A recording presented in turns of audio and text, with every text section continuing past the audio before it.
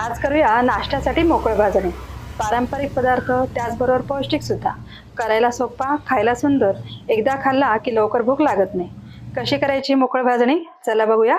Recipe आवडली तर like करा, शेअर करा, चॅनलला सबस्क्राईब करा. नमस्कार, मी आनंदी कुणाल पाटील. मी माझ्या करेन राईस या चॅनलमध्ये तुमचं सगळ्यांचं खूप खूप मनापासून स्वागत करते. मोकळ भाजणीसाठी मी कढईमध्ये तेल घेतलेलं आहे. त्याच्यानंतर त्याच्यामध्ये आपल्याला पाव चमचा मोहरी घालायची. मोहरी चांगली तडतडून द्यायची. त्याच्यानंतर त्याच्यामध्ये आपल्याला कढीपत्ता, 2 काड्यांचा कढीपत्ता घेतलेला आहे, 4-5 तिखट मिरच्या बारीक चिरून घेतल्या आणि 2 मोठे कांदे चिरून घेतले.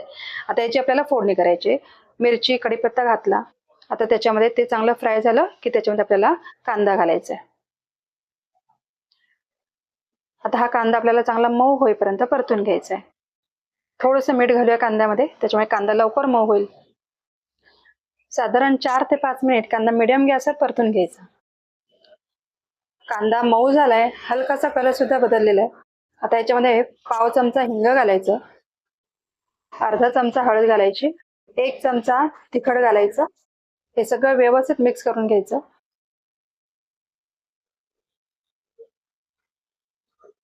आता याच्यामध्ये ही मी 1 मोठी वाटी एवढं मी भाजणी घेतलेली, थालीपीठाची भाजणी, ती याच्यामध्ये घालायची आहे. आता ही व्यवस्थित मिक्स करून घ्यायची. एक 3 ते 4 मिनिट आपल्याला ती बारीक गॅसवर परतून घ्यायची. व्यवस्थित सगळं मिश्रण एकजीव करून घ्यायचं. साधारण 2 मिनिट मी हे मिश्रण असं व्यवस्थित परतून घेतलंय.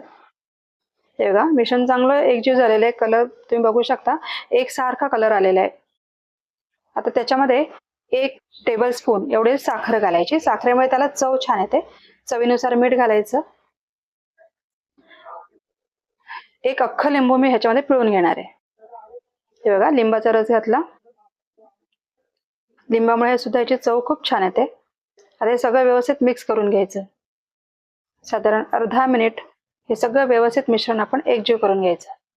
आता याच्यानंतर आपल्याला याच्यामध्ये पाणी ऍड करायचंय.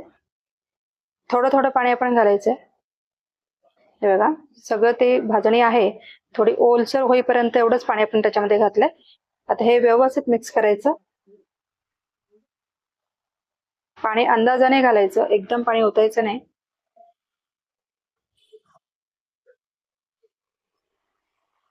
त्याच्यामध्ये मला अजून थोडंसं पाणी लागेल. हे सुद्धा पाणी व्यवस्थित मिक्स करून घ्यायचं.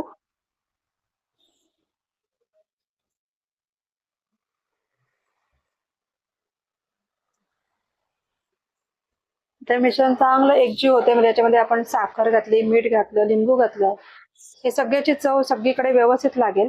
त्याकरता आपल्याला हे व्यवस्थित सगळं मिक्स करून घ्यायचंय.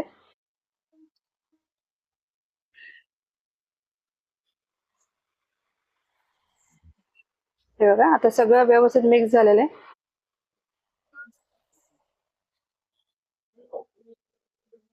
आता याच्यामध्ये आपल्याला 1-2 मिनिटाकरता झाकण ठेवायचं. गॅस बारीक करायचा आणि झाकण ठेवायचं.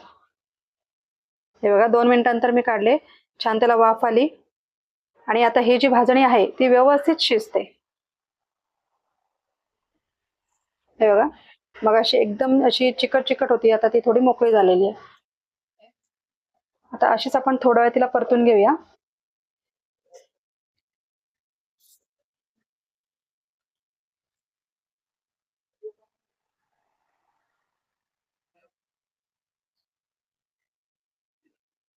हे बघा, तुम्ही बघू शकता आता भाजणी कशी मोकळी व्हायला लागलेली आहे.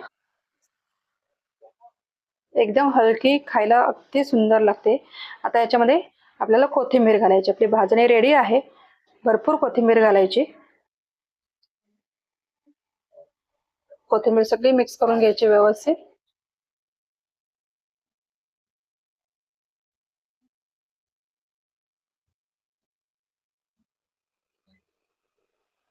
हे बघा, आपली भाजणी रेडी आहे. पटापट सगळ्यांना नाश्त्याला देऊया. कशी वाटली मोकळ भाजणी?